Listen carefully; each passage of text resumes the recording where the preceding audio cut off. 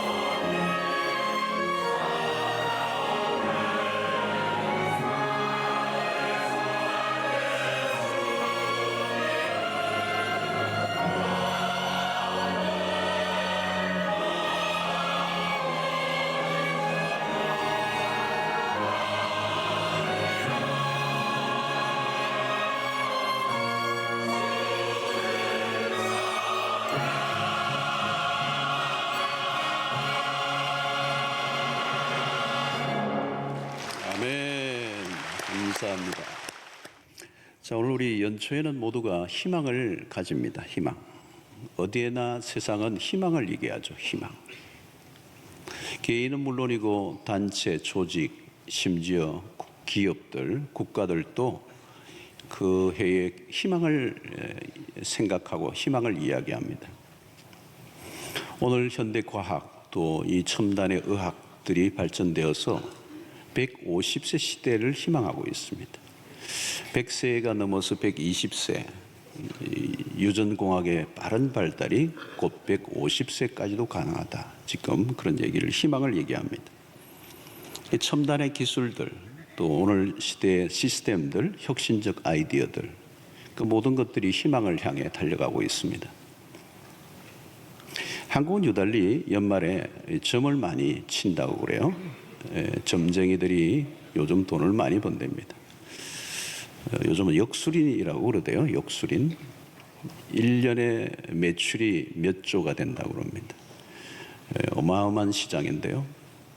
가끔 교인들 가운데도 신앙이 이제 약한 분들은 연말에 비밀리에 갔다 온다는 설도 있습니다만, 사람들은 자신의 미래에 대해서 궁금해합니다. 과연 내 삶에 미래가 있는가?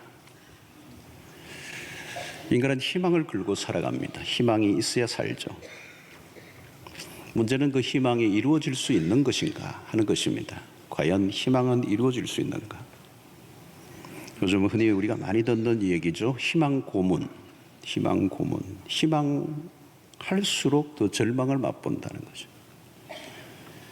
희망을 하지 않아야 할 것을 희망함으로 힘들어진다는 것. 차라리 그 희망을 하지 않았더라면 고통하지 않았을 텐데, 그 희망을 가지고 있다 보니 더 큰 고통을 겪는 것입니다.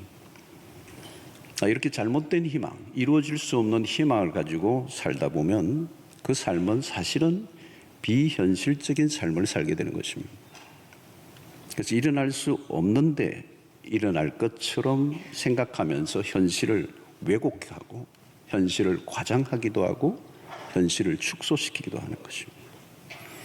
그러면 그 희망이 이루어져야 될 것처럼 생각하며 자기 스스로 만들어낸 신화, 또 그게 발전하면 사회가 만들어낸 거짓된 신화들이 난무하면서 사람들을 괴롭히게 됩니다. 우리는 한 해 마지막입니다. 모두 열심히 살아왔을 것입니다. 내가 희망했던 것이 이루어졌는가? 그리고 그것은 만족할 만한가? 그리고 우리는 2018년이라는 해가 이제 내일이면 다가옵니다. 우리는 무엇을 희망하는가? 이것을 잘 생각하고 우리는 출발해야 될 것입니다. 잘못된 것을 희망하면 뼈아픈 절망을 맛볼 수 있기 때문에. 유명한 프랑스의 사회학자이면서 신학자인 자크 엘룰이라고 하는 사람이 있습니다. 그런 희망은, 그가 말하기는 희망은 근본적으로 기만이다. 기만이다. 희망은 희망일 뿐이고 결코 사람들의 기대를 충족시켜 주지 못한다. 그러면서 그는 이렇게 얘기합니다. 희망과 소망은 구분되어져야 한다. 희망과 소망은 다른 것이다. 자, 우리 그리스도인들은 소망이라는 단어를 많이 들어왔습니다. 희망이라는 단어를 쓰지 않고 소망이라는 단어를 씁니다. 희망과 소망은 다른 것입니다. 희망은 인간에게서 나온 것이고 소망은 하나님으로부터 출발한 것입니다. 소망은 하나님의 약속에 근거합니다. 우리가 아무리 확신을 많이 한다 할지라도 그 확신이 중요한 게 아니고 그 확신의 근거가 어디에 있느냐. 우리의 소망은 하나님의 약속에 근거한다는 거예요. 성경은 우리가 약속의 책이라고 합니다. 약속의 책. New Testament, Old Testament. 테스트먼트가 약속이에요. 이것은 인간의 약속이 아니고 인간에 대한 하나님의 약속입니다. 그리고 이 약속은 하나님의 성품에 근거하고 있습니다. 그래서 우리가 가지는 믿음은 하나님의 성품입니다.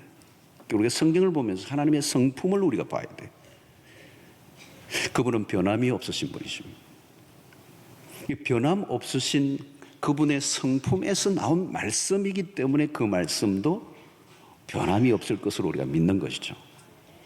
이 진리입니다. 변함이 없기 때문에 진리예요. 그런데 그 진리는 변함 없으신 하나님의 성품에서 나오는 것입니다. 자, 우리가 예수 그리스도의 재림을 소망하는 이유는 무엇인가? 그것은 반드시 이루어지기 때문에.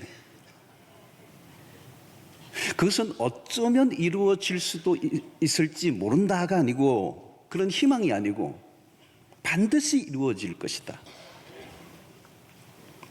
희망이라고 하는 것은 허약한 인간인 자기 안에서 시작된 것이에요. 그러나 소망은 하나님으로부터 출발한 것이기 때문에 그 소망을 붙든 사람은 내가 확신의 유무에도 불구하고 하나님의 편에서 반드시 이루어질 것이다. 자, 그 소망을 가진 사람들은 어떤 방식으로 살아가야 될 것인가? 자, 오늘 본문 24절을 보면 이에 예수께서 제자들에게 이르시되 누구든지 나를 따라오려거든 자기를 부인하고 자기 십자가를 지고 나를 따를 것이니라. 굉장히 선명한 우리의 삶의 방식을 가르쳐주고 있습니다. 주님은 제자들에게 나를 따라라, 나를 따라오라. 세상을 따르지 말고 나를 따라와라. 거짓된 희망으로 가득 찬 세상을 쫓지 말고 나를 따르라. 여러분, 세상을 살다 보면 나를 따르라 라고 하는 손짓하는 곳은 굉장히 많아요. 희망을 파는 희망 세일즈맨들이 세상에는 헤아릴 수 없이 많아요. 희망을 얘기해요. 희망을 팔아요. 이 연고만 바르면 머리가 날 것이다. 이 약만 먹으면 2주 만에 배가 쏙.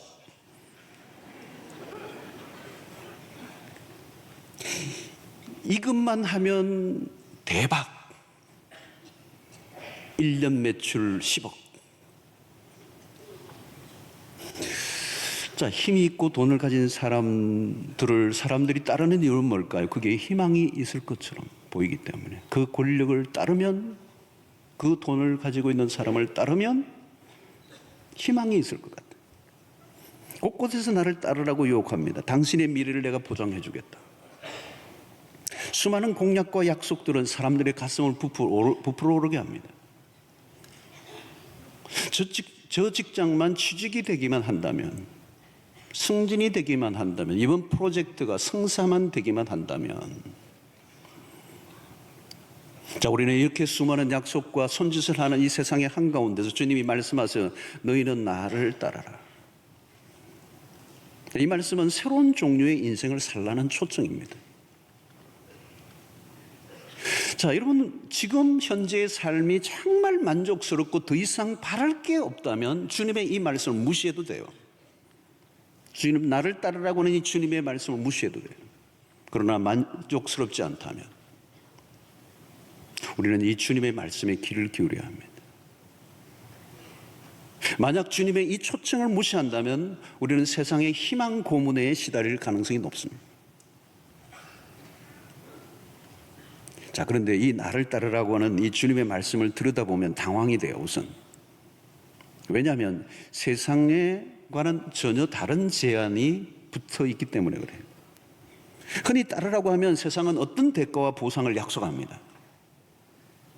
그런데 주님에게는 그런 게 전혀 보이지 않아요. 주님을 따를 때 어떤 개런티가 보이지 않습니다.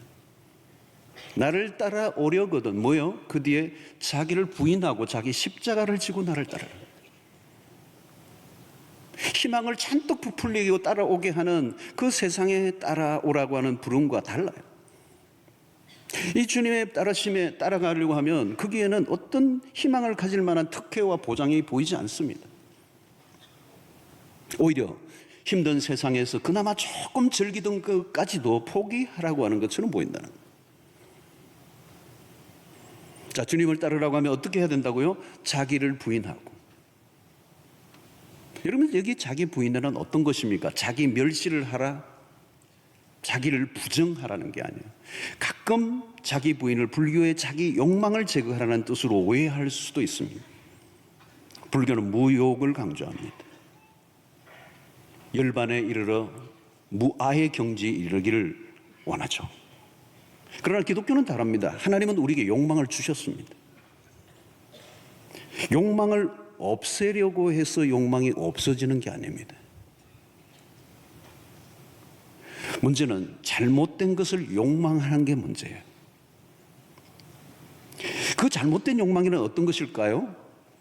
그 욕망이 자기 자신에게로 집중되어 있다는 거예요.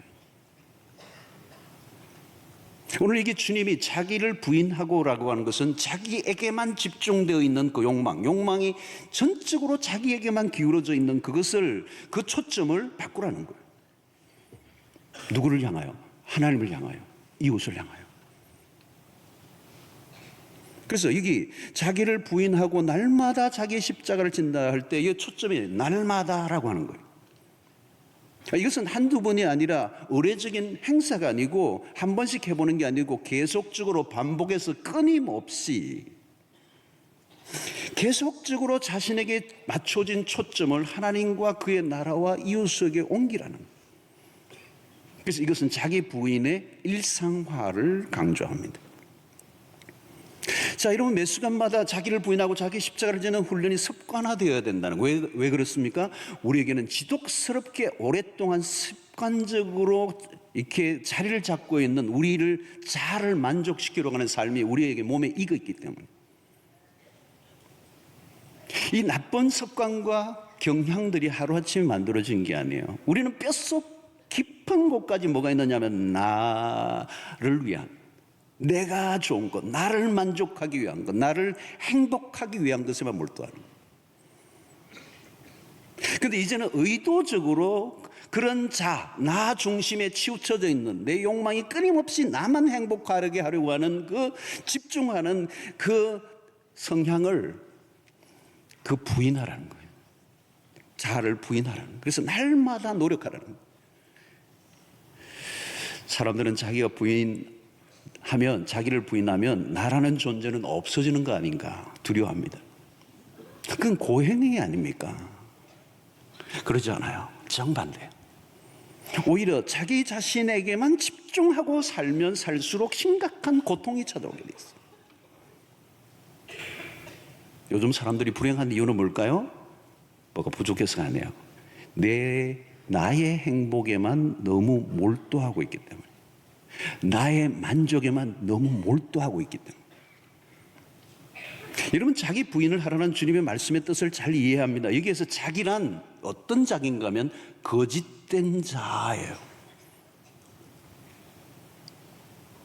진리에 의해서 하나님 안에서 발견된 참 자아가 아닙니다. 이 자아는 죄로 똘똘 뭉쳐져 있는 자입니다. 죄로 똘똘 뭉쳐져 있는 이 자아는 자기 중심적입니다. 에고이즘이라고 그러죠. 에고센트릭이라고 그래요. 자아 중심. 철저히 자기를 만족하려고 하는 그런 성향. 그 자아는 헛된 것을 추구할 뿐만 아니라 아무리 노력해도 그 자아는 만족되지 않는다는 거예요. 아무리 그런 상태로는, 그 자아를 가진 상태로는 아무리 노력을 해도 채워지지가 않아요. 잘못된 희망을 가지고 있기. 그러므로 거짓된 자아는 처음부터 잘못된 목표와 동기를 가지고 있습니다. 자, 이것을 우리는 유아기적 삶이라고 그렇게 말해요. 자, 유아들의 특징이 뭡니까? 유아의 특징이 뭐냐면 자기밖에 모릅니다. 부모가 아무리 바쁘고 힘들어도 유아들은 부모의 사정을 봐주지 못합니다. 봐줄 능력이 없습니다. 자기 배가 고프면 참지를 못해요. 오직 자기의 고통에만 몰두하잖아요. 그게 유아의 특징이잖아요. 어린아이에게 조금만 기다려달라고 해도 소용없습니다. 인내라는 게 없어요. 죄로 똘똘 뭉쳐진 자아의 모습을 잘 말해주는 것입니다. 여러분, 자신의 문제에만 깊이 빠져 있으면 주변을 돌아보지 못합니다. 나르시스트라는 거 있죠. 나르시스트. 나르시시즘이라고 표현을 합니다. 자기 도취, 병적인 자기애라고 얘기해요. 이 자기애에 빠져 있는 사람은 다른 사람을 자기 만족을 위한 수단으로 삼습니다. 결국 신화에서 나오는 이 미소녀는 자기 모습에 도취되다가 그 연못에 빠져 죽어버리죠. 자기애의 마지막을 그렇게 비참한 것입니다. 자기에게 몰두하고 다른 사람으로부터 자기가 인정받고 다른 사람을 도구화해서 자기를 만족시키려고 하는 이 삶은 끝도 없이 목이 마릅니다. 오늘 주님은 자기를 부인하라고 하는 이 말씀은 잘못된 것을 추구하고 있는 이 자, 그것이 나의 주인이 되어 있기 때문에 이 주인을 바꾸는 작업을 하는 거예요. 잘못된 주인이 내 안에 자아가 주인이 되어 있는 삶은 만족시켜 줄 수가 없기 때문에 일평생 그는 불행의 삶을 살아야 돼요. 가만히 보시면 여러분, 나를 괴롭히는 사람, 나를 불행하게 하는 사람, 나를 힘들게 하는 사람은 다른 사람이 아니에요. 내 안에 있는 거짓된 자예요. 하나님을 아직 만나지 못한 나라고 하는 존재는 이미 불행을 전제하고 있는 삶입니다. 사랑을 원하지만 사랑이 깨어져요. 불가피하게 깨어져요. 행복을 원하지만 불가피하게 행복이 깨어져요. 내 이 빈 거짓된 자아를 만족시켜 줄 수 있는 사람은 이 땅에 아무도 없기 때문에. 여러분, 수가성 여인이 남편을 다스리나 바꿨고 지금 있는 사람도 자기의 남편이 아니에요. 여러분, 이건 어쩌다가 생긴 삶의 실수나 해프닝 때문에 생긴 불행이 아닙니다. 자기를 부인하지 못한, 하나님을 아직 만나지 못한 텅 빈, 그래서 거짓된 자아를 채우기 위해서 노력하는 동안에는 아무리 찾고 찾아도 만족할 수 없다는 거예요. 우리 청소년들을 보면 자기가 따르는 그 아이돌이 죽으면 자기도 죽겠다고 야단해요. 이 인기인들이 죽으면 큰일 나요. 막 영향을 많이 줘요. 막 죽겠다고 야단해요. 알고 보면 이 아이돌은 허상이에요. 허상. 수많은 팬들에 둘러싸여져 있지만 정작 그 자신은 외로운 거죠. 불행한 거예요. 그러지 않은 사람도 있겠지만 대부분은 그 팬들에 둘러싸여 있지만 그 팬들이 다 허상이거든요. 막 그러는데 막 하고 막 그러는데 걔들이 그 아이돌을 향하여 하는데 이 아이들이 또 누구를 향하여 갈지 몰라요. 바뀌어요. 그리고 안티가 되기도 해요. 그 오빠가 결혼을 하면 막 안티들이 생기는 거예요.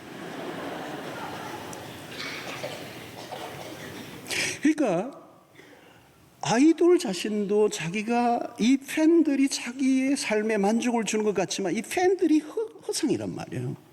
떠도는 거란 말이죠. 인기라는 게 허공을 떠도는 거란 말이죠. 아이돌도 허상이고 이 팬들은 뭘까요? 그 아이돌이 인기가 올라가고 내려가고 하는 거에 따라 자기 행복이 왔다 갔다 하는 거예요. 그 허상을 지금 쫓고 있는 것이죠. 사실은 모두가 허상이고 이루어질 수 없는 희망을 품고 있는 것입니다. 여러분, 아이돌과 어린 팬들의 문제뿐만 아니고 세상에서 늘 대하는 안타까운 모습입니다. 채워질 수 없는 것이 더 희망하는 거죠. 오병 이후에 예수님의 주변에는 갑자기 팬들이 몰렸습니다. 예수님을 추종하는 무리들이 군중이 막 따라오는 거예요. 갑자기 예수님이 아이돌이 돼요. 많은 사람들이 예수를 찾으러 오는 거죠. 그때 여러분, 열광하는 이 팬들을 예수님은 피하십니다. 자기를 임금 삼으려고 하는 정치적 메시아로 등극시켜서 배고픈 이 허기를 채우려고 하는 이 군중을 이해하시고, 이 팬들이거든요. 제자들이 아니에요. 예수님에게서 어떤 허상을 본 것입니다. 그리고 거기에서 잘못된 희망을 가지니까 예수님이 피해버리신 거예요. 오늘 이 본문의 앞부분에 오늘 읽지 않았지만 베드로의 기가 막힌 고백이 나오는 이 마태복음 16장 그래요. 너희들은 나를 누구라 하느냐? 사람들이 예수에 대해서 다양한 얘기를 하는데 너희들은 나를 누구라 하느냐 할 때 베드로가 주는 그리스도시요 살아계신 하나님의 아들입니다. 기가 막힌 답변을 해요. 여기까지만 딱 하고 끝냈어야 되는데 그 얘기를 듣고 나서 예수님이 칭찬하고 난 다음에 예수님이 자기가 십자가에 죽으실 것을 얘기하세요. 근데 갑자기 베드로의 본색이 나옵니다. 절대로 그런 일이 일어나서 안 된다는 거예요. 왜요? 베드로는 예수 그리스도를 통하여 자기의 헛된 꿈을, 희망을 갖고 있기 때문에 예수님이 메시아가로 등극하고 유대의 정치적 지도자로 나서서 이 로마로부터, 박해로부터 해방을 시켜주고 우리의 군중들의 굶주린 빵을 해결해 줄 수 있는 메시아가 된다면 나는 그 옆에서 한 자리 해야 되는데 당신이 십자가에 죽는 날이 무슨 말이냐는 거예요. 그 희망을 깨뜨리는 얘기하지 말라는 거예요. 베드로가 너무 강경하게 나오니까 예수님이 이 베드로에게 강한 책망을 하세요. 23절의 말씀이에요. 예수께서 돌이키시며 베드로에게 이르시되 사탄아 내 뒤로 물러가라. 너는 나를 넘어지게 하는 자로다. 내가 하나님의 일을 생각하지 아니하고 도리어 사람의 일을 생각하는도다. 하나님의 일을 생각하지 않고 사람의 일을 생각하는다. 하늘에 소망을 두지 않고 너가 헛된 꿈을 꾸고 있구나. 꿈을 깨라. 베드로의 헛된 희망을 지금 지적하고 있습니다. 성도 여러분, 주님은 오늘 우리에게 분명히 말씀하세요. 너를 부인해라.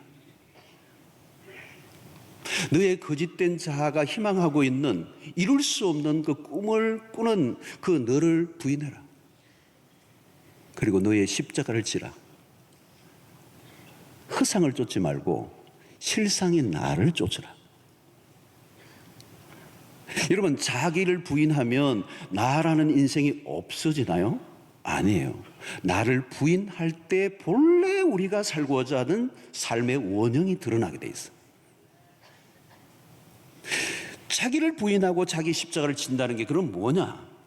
오늘 26절의 말씀. 사람이 만일 온 천하를 얻고도 제 목숨을 잃으면 무엇이 유익하려?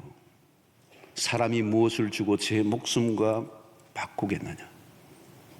사람이 목숨을 얻고 잃는 것보다 더 큰 주제가 어디 있습니까, 여러분? 주님은 목숨을 잃지 않고 얻는 길이 무엇인지를 가르쳐 주고 있어요. 그게 오늘 25절의 말씀.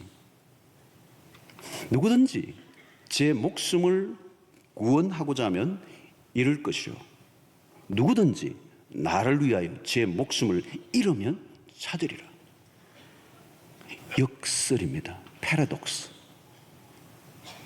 한마디로 세상과 정반대로 살아야 소망이 있다. 여러분, 세상에 살아가는 동안에 우리가 적용해야 할 매우 중요한 원리예요. 이건 원리고 공식과 같습니다. 이렇게 살지 않아도 사느냐 안 사느냐 여러분 우리의 선택이에요. 그러나 수학의 공식을 따라 풀지 않으면 문제가 안 풀리는 것처럼 이것은 오늘 우리의 인생에 꽃을 피우고 우리의 인생에 승리를 하게 하는 아주 중요한 공식을 지금 주님이 우리에게 알려주십니다. 자, 이 공식을 지키려고 하면 세상에서 익힌 공식을 포기해야 합니다. 세상에서 우리가 배우고 익힌 공식은 어떤 것입니까? 너가 살려고 다른 사람들의 권리를 빼앗으라는 거예요. 너가 살고자 한다면 다른 사람의 권리를 빼앗아도 좋다. 이게 세상에서 배우는 것이죠. 너의 행복을 위해서 다른 사람을 이용해라. 너의 행복에 목을 걸어라. 너가 행복하면 된다. 다른 사람이 죽든지 말든지. 요즘 이 언론에 나오는데 너무 마음이 아프잖아요. 자기가 낳은 딸을 자신의 행복을 위해서, 내연의 처와 함께 살기 위해서. 크레이지잖아요. 내 행복 때문에 자식도 안 보인 거예요. 근데 그건 극악한 한 인간의 표현이지만 인간의 내면에 숨어 있는, 그래서 다양하게 포장되어져 있는 일면을 보여준 것입니다.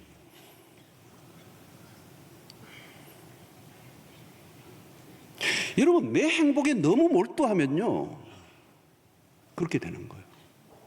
다른 사람의 고통을 외면하며 살아가는.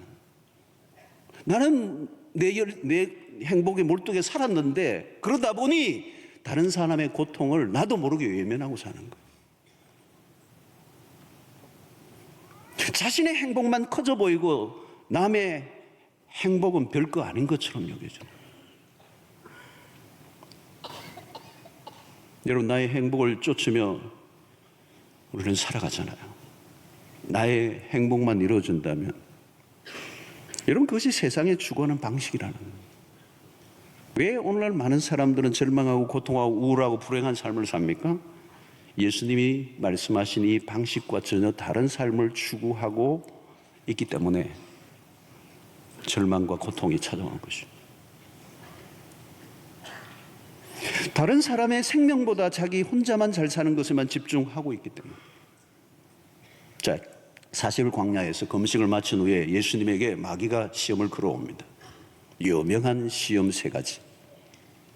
그 시험 3가지를 분석해 보면 정말 어마어마한 큰 덩어리의 주제들이 나오죠.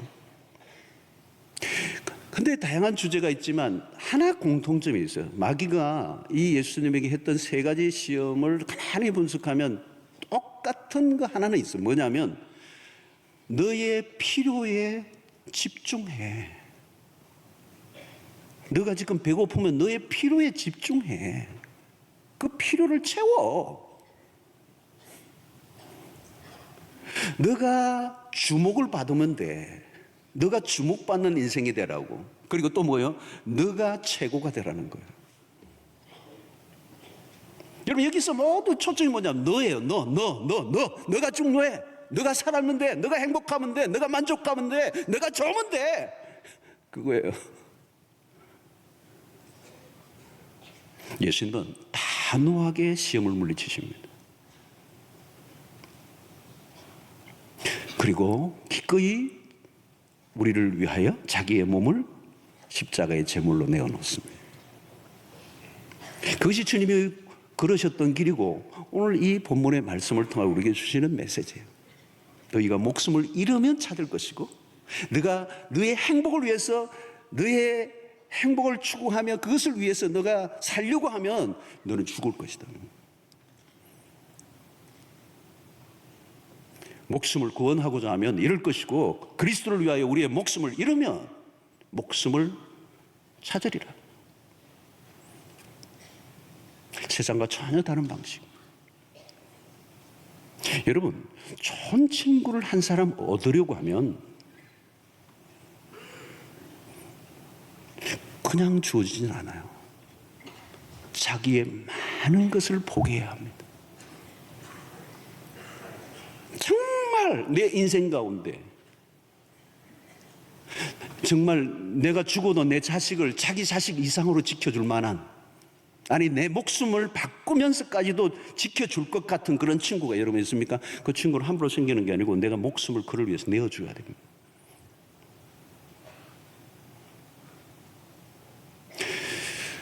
여러분, 여기 매우 중요한 것은 잃어야 얻고 얻고자 하면 잃을 것이다 라고 하는 이 역설의 표현. 여기에서 우리는 혼란을 겪으면 안 됩니다. 진정한 것을 얻기 위해 덜 중요한 것을 잃어버리는 것을 두려워하지 않아야 된다. 여러분, 우리가 가진 세상의 헛된 희망을 포기하고 하나님 우리에게 주신 소망을 붙들어야 합니다. 자기 부인이나 자기 십자가를 지는 일은 구체적으로 어떤 것입니까? 다른 사람을 위하여 자신을 내어주는 것입니다. 복음을 위하여 삶을 드리는 것입니다. 교회와 이웃을 섬기기 위해 나의 삶을 깨뜨리는 것입니다. 한 해 동안 우리의 삶을 가만히 한번 돌아보십시오. 모두 지칠 만큼 모두가 오늘 현대인은 수고하고 열심히 삽니다. 그런데 그 결과에 만족할 수 있는가? 오늘 한 해 동안 열심히 살아왔는데 정말 내 영혼에 만족이 있는가? 영혼 깊숙한 곳에서의 만족이에요. 그것은 본인만 아는 거예요. 본인만. 아무도 몰라요. 본인은 이렇게 자기 영혼의 소리에서 나오는 거예요. 그건 속일 수가 없어요. 정말 오늘 이 말씀을 따라 자기를 부인하고 자기 십자가를 지고 다른 사람의 목숨을 위해 자기의 목숨을 내어놓는 잃는 그리스도를 위해 사는 그런 삶을 살면 틀림없이 하나님이 그 영혼 깊숙한 곳에서 나오는 깊은 만족을 주실 거예요. 그러나 헛된 희망을 쫓았다면 허전해요. 한 해를 살아왔는데 허전한 거예요. 그래서 오늘 예수님이 날마다 자기 십자가를 지고 할 때 이 날마다 이걸 그냥 집어넣은 게 아닙니다, 여러분. 자기 부인을 부단하게 연마하지 않으면 우리도 모르게 저절로 나만을 살아가는 이 죄인이기 때문에 이기적 자아를 만족하기 위해 살아가는 이 성향이 몸에 배어져 있는 우리에게는 그런 삶을 살아가는 동안은 희망이 이루어질 수도 없고 그 희망은 거짓된 것이라고. 그래서 우리는 모든 순간에 추구하고 따라가야 할 것이 무엇인가를 직시하는 이 따른다라고 하는 이 행위는 굉장히 강력한 것입니다. 이것이 우리의 인생을 결정하는 것입니다. 우리의 관심과 우리를 지배하는 것이죠. 쫓는다, 따른다라고 하는 이 표현은 굉장히 강력한 표현입니다. 자, 로마서 12장 2절을 보면 너희는 이 세대를 본받지 말고 오직 마음을 새롭게 함으로 변화를 받아 하나님의 선하시고 기뻐하시고 온전하신 뜻이 무엇인지 분별하도록 하라 그랬습니다. 여기서 매우 중요한 것은 이 세대를 본받지 말고 그랬어. 이것은 이 세대가 가지고 있는 사고방식, 그 삶의 태도, 그것을 죄다, 그게 뭐예요? 자기 부인과 정반대 방향이잖아요. 너를 만족시키라고 하는, 너를 어떻게 긍정하고 너를 극대화하고 너를 성취하고 너를 자랑하고 너를 만족시키고 너의 행복을 추구하라고 하는 이 세상의 문화와 이 정신과 사고방식에 정반대되는 삶을 살라는 이 세대를 본받지 말라는 거예요. 복종과 헌신과 희생을 선택하고 자아도취와 자아만족에 목을 매는 삶에서 빠져나오라. 성도 여러분, 내가 지금 믿고 싶은 것과 실제로 믿고 있는 것을 잘 구별하셔야 돼요. 믿는다고 말하지만 알고 보면 믿고 싶은 바람일 뿐이지 정작 믿지 않고 살아갈 때가 많아.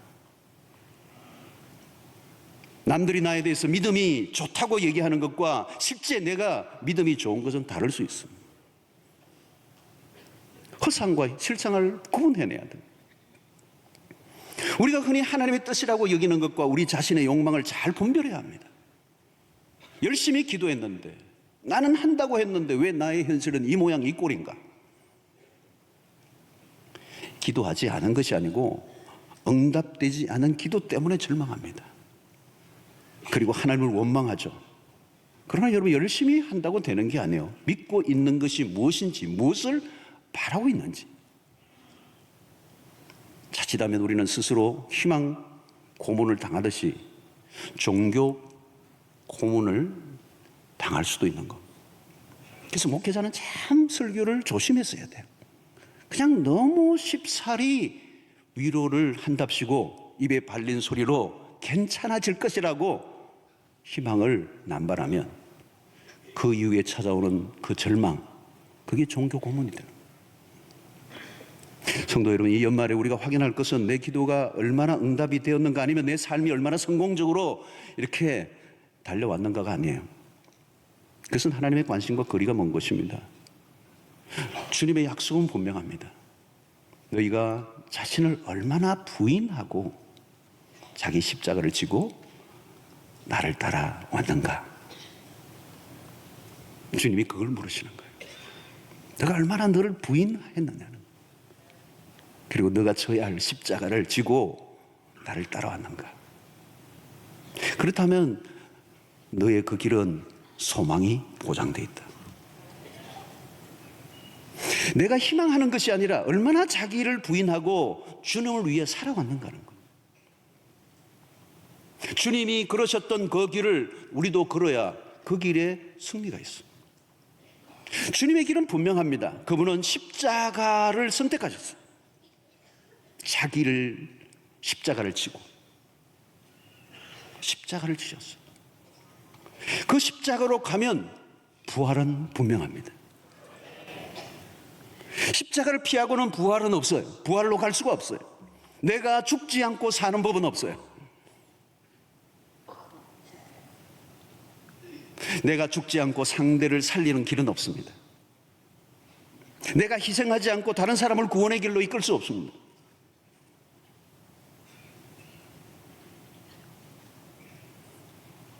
다른 사람을 용서하지 않고 내가 행복해지는 길은 없습니다. 다른 사람을 위해 내가 손해보지 않고 기쁨을 얻는 길은 없어요. 나를 따라오려거든 자기를 부인하고 자기 십자가를 지고 나를 따라라. 여러분, 이런 말씀을 처음 들을 때는 매우 당혹스럽죠. 현실과 거리가 너무 먼 나와 상관없는 얘기처럼 보이지만 알고 보면 이 길이야말로 최상의 길입니다. 주님의 말씀을 무시하고 살면 그 길이야말로 혹독한 어려움이 찾아올 수 있어요. 여러분, 남을 미워하고 용서를 제대로 베풀지 않고 살아보십시오. 얼마나 힘든지. 자아를 만족시키기 위해서, 자아의 성취를 위해서 한번 해보세요. 얼마나 힘든지. 어떤 분은 막 고속도로에서 운전하는데 막 누가 탁 끼어드니까 그 순간부터 열받아가지고 막 내려올 때, 부산 내려올 때까지 그냥 너가 이기나 내가 이기나 보자. 그 뭐 나중에 뭐 교통 이렇게 막 스티커 다 날라오고 막 열은 열대로 받고, 휴게소에서는 또 한 번씩 또 탁 이렇게 우동도 먹고 해야 되는데 배는 고프고 신경질은 나고, 나중에 와가지고 막 차도 자기 차 들고 차고. 그럼 너 소리는 뭐예요? 너의 자아를 만족하는 거, 저 인간하고 이겨야 된다라고 하는 그 자아의 소리, 저 인간에게 지면 나는 안 된다라고 하는 그 자아의 소리, 자아 만족. 그냥 불행한 거예요. 자기를 부인하고 막 끼어들면 그분이 좀 급했겠지.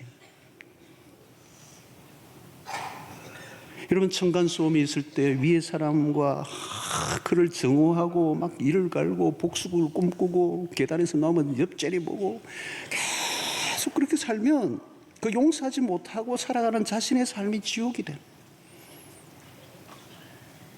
나의 행복을 위해 다른 사람을 움직이려고 해보십시오. 스트레스예요. 짜증이에요. 분노예요.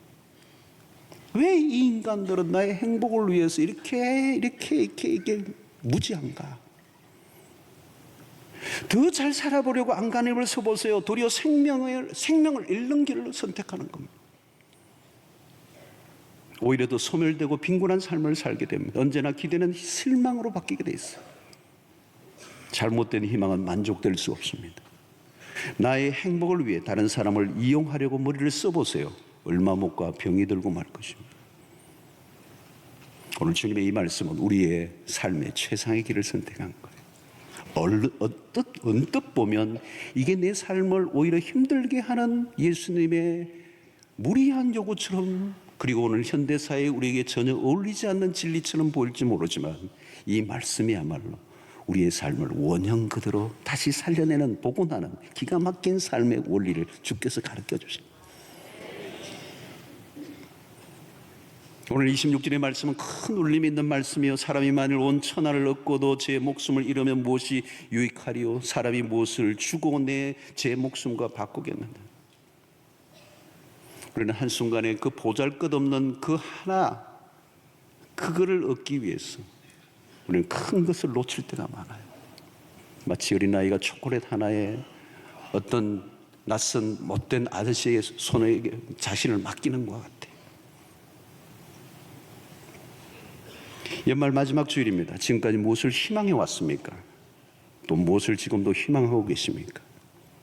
역사를 통해 확인한 것은 인간이 희망한 것은 언제나 절망으로 변했습니다. 인간의 희망은 절망이에요. 다가오는 한 해를 준비하며 희망이 아니라 하나님이 우리에게 주신 소망을 붙들 수 있는 여러분들 되시기를 원합니다. 하나님이 주신 소망을 따라 살아가세요. 그러면 그것은 하나님이 반드시 이루실 것입니다. 그러려고 하면 우리는 오늘 그리스도가 사셨던 그 삶을 우리가 따라가야 돼요. 나를 따라오너라. 그 주님이 나를 따라오르라 하셨던 그 주님은 당신이 자기를 부인하고 자기가 아무것도 아닌 자처럼 자신의 몸을 십자가에 매달아 놓으셨어요. 죽으시고 십자가를 지셨던 그 주님을 위해서 우리의 삶도 그 길을 따라가는 거예요. 그래서 내가 나를 부인하고 다른 사람을 섬기고 사랑하고 희생하고 하나님의 나라를 위하여, 교회를 위하여, 사명을 위하여, 복음을 위하여, 여러분 내년에 그런 계획을 한번 세워보세요. 내년에 내가 정말 무엇인가 하나님을 위해서, 이웃을 위해서, 하나님의 나라와 복음을 위해서 내가 무엇인가 여러분들이 계획을 해보세요. 그러려고 하면 여러분 자기를 부인하셔야 돼요. 내 삶에 나만을 만족하며 내 자아에 속삭이는 그 소리에만 귀를 기울이고 살았던 내 삶을 멈추고 나를 부인하고 그리고 자기 십자가를 져야 돼요. 때로는 그것이 나의 목숨을 내어놓을 수도 있는 일일 수도 있어요. 그러나 이러면 얻을 것이요. 하나님의 선한 일을 위하여 계획해 보십시오. 이웃을 위해서 어떻게 섬길 것인가. 하나님의 나라의 꿈을 꿔보세요. 복음 전도의 계획을 세워보세요. 하나님이 주신 거룩한 비전을 붙들어 보세요. 그때 하나님이 우리에게 약속하신 그 소망을 이루어 가시기 때문에 그 하나님 안에 있는 우리의 그 꿈들은 헛된 희망이 아니라 소망으로 바뀌어지게 될 줄로 믿습니다. 기도하겠습니다. 하나님 아버지, 오늘 우리에게 주신 말씀을 통하여 헛된 희망이 아니라 하나님이 주신 소망을 따라 살기를 원하고 날마다 자기를 부인하고 우리에게 주신 그 십자가를 지고 주님을 따라가는 주의 백성들 되게 해 주시기를 원하옵니다. 예수님 이름으로 기도하옵나이다. 아멘. 이제는 우리 주 예수 그리스도의 놀라우신 은혜와 하나님의 크신 사랑과 성령의 교통하심이 헛된 희망을 버리고 참된 그리스도 안에서 소망을 붙잡고 살아가기로 결단하고 돌아가는 주의 백성들 머리 위에 지금부터 영원토록 함께 있을지어다. 아멘.